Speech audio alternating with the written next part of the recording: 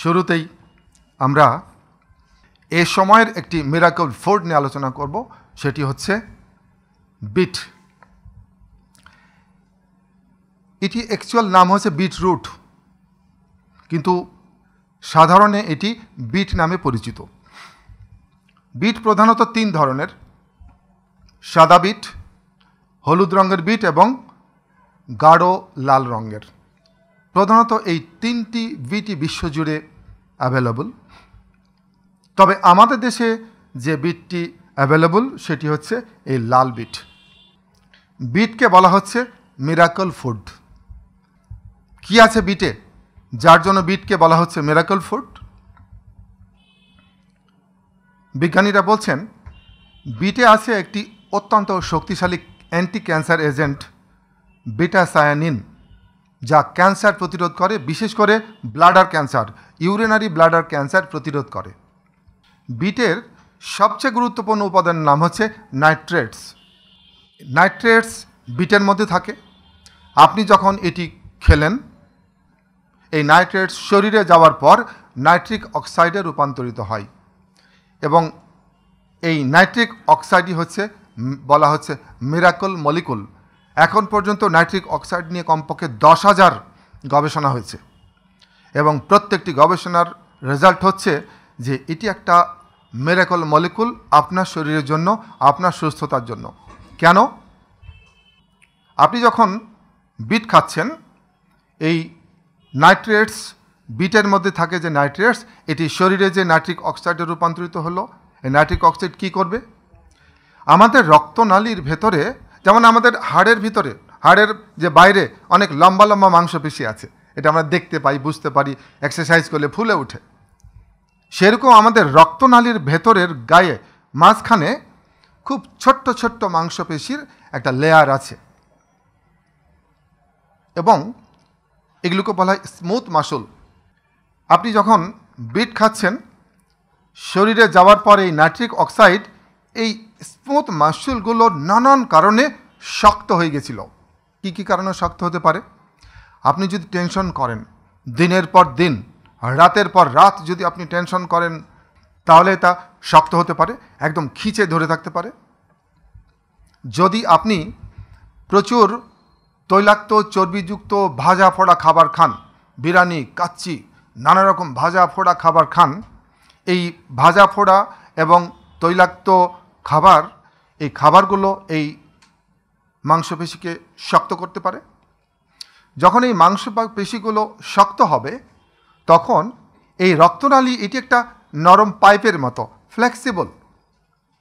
এই রক্তনালীটা হয়ে যাবে পাইপের মতো শক্ত, লোহার পাইপ বা প্লাস্টিকের পাইপের মতো। যেটি ছিল ফ্লেক্সিবল সেটা হয়ে গেল স্টিফ, শক্ত। ফলে একটি সময় এই রক্তনালীর থেকে তৈরি হবে প্রাথমিক যে রোগ, সেটি হচ্ছে উচ্চ রক্তচাপ, হাইপার টেনশন। এবং এই রক্তনালী থেকেই তৈরি হবে হৃদরোগ। উচ্চ রক্তচাপ থাকলে হৃদরোগ খুব সহজেই তৈরি হয়। আর উচ্চ রক্তচাপের একটা সিকুইলি, উচ্চ রক্তচাপের একটা পরিণতি কি আমরা দেখি? স্ট্রোক। আর ব্লকেজ যদি থাকে, এই ব্লকেজের পরিণতি কি? Heart attack. আপনি যখন বিট খেলেন, নাইট্রিক অক্সাইড শরীরে প্রবেশ করার পরে এই রক্তনালীর মাংসপেশিকে রিল্যাক্স করে ফেলবে, শিথিল করে ফেলবে। যখন এই মাংসপেশি শিথিল হয়ে গেল, টোটাল রক্তনালীটা ধীরে ধীরে ফ্লেক্সিবল হয়ে গেল, তার আদি অবস্থায় সে ফিরে গেল। রক্তচাপ থাকলে, উচ্চ রক্তচাপ থাকলে স্বাভাবিক হয়ে যাবে। ব্লকেজ থাকলে সেটা হার্ট অ্যাটাকের দিকে গড়াবে না এবং স্ট্রোক আপনি প্রতিরোধ করতে পারবেন। রক্তনালীর পেশি শিথিল হলে এতগুলো রোগ আপনি প্রতিরোধ করতে পারছেন এবং থাকলে এটা ধীরে ধীরে নিরাময় দিকে নিয়ে যেতে পারছেন।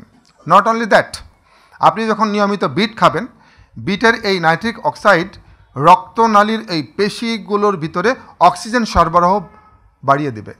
ফলে আপনি ক্লান্তিহীন, বিরামহীন ঘন্টার পর ঘন্টা এক্সারসাইজ করতে পারবেন। আপনি ক্লান্ত হবেন না।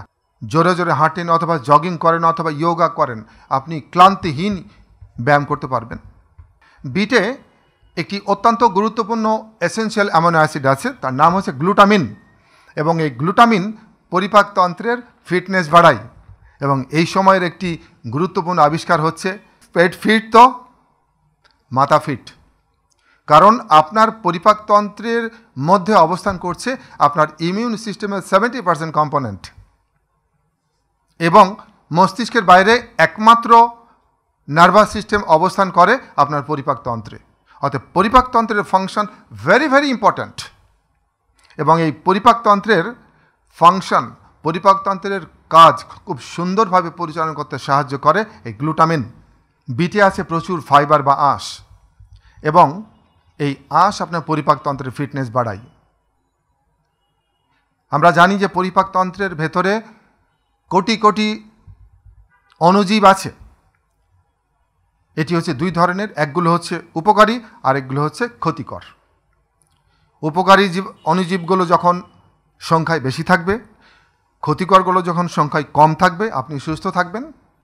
এবং এই উপকারী জীবাণুগুলোকে বাঁচিয়ে রাখার দায়িত্ব হচ্ছে আপনার, কারণ সে আপনার শরীরে অবস্থান করছে, তার নিজস্ব ইচ্ছাশক্তি কিছু নাই, আর থাকলেও সে বাস্তবায়ন করার ক্ষমতা রাখে না।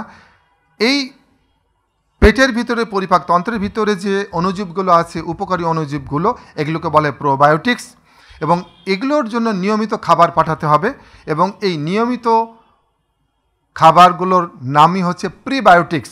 এবং বিট হচ্ছে একটা অত্যন্ত গুরুত্বপূর্ণ প্রিবায়োটিক্স, যা আপনার উপকারী অণুজীব অর্থাৎ প্রোবায়োটিক্সের জন্য খাবার হিসাবে কাজ করবে। তখন আপনার পেট চমৎকার কাজ করবে। পেট যখন চমৎকার কাজ, তো মাথা তখন চমৎকার কাজ। আপনি সুস্থ, সুন্দর, চমৎকার জীবনযাপন করতে পারবেন। এবং আমাদের সুস্থতার জন্য দরকার অ্যান্টিঅক্সিডেন্ট। আমাদের শরীরে নানাবিধ বর্জ্য পদার্থ তৈরি হচ্ছে টক্সিন নামে, ফ্রি রেডিক্যাল নামে, এবং এগুলোকে শরীর থেকে বের করার জন্য আমাদেরকে অবশ্যই অ্যান্টিঅক্সিডেন্ট আপনার শরীরে তৈরি হতে হবে অথবা বাইরে থেকে দিতে হবে। পৃথিবীতে যত ভেজিটেবলস আসছে, এর ভিতরে 10টি শক্তিশালী অ্যান্টিঅক্সিডেন্ট ভেজিটেবলের ভিতরে বিট হচ্ছে অন্যতম। বিটে রয়েছে অ্যান্টি ইনফ্ল্যামেটরি এজেন্ট বিটালেইন, এবং এই অ্যান্টি ইনফ্ল্যামেটরি এজেন্ট আপনার শরীরের প্রদাহ, হৃদরোগ এবং ক্যান্সার প্রতিরোধ করে। ক্যান্সার কিন্তু একদিনে হয় না, হওয়ার পর আমরা দৌড়াদৌড়ি করি, কিন্তু একে প্রতিরোধ করার জন্য আপনার একটি লক্ষ্য থাকতে হবে, এবং সেই লক্ষ্য অনুযায়ী আপনার পুরো খাদ্যাভ্যাসকে ঢেলে সাজাতে হবে।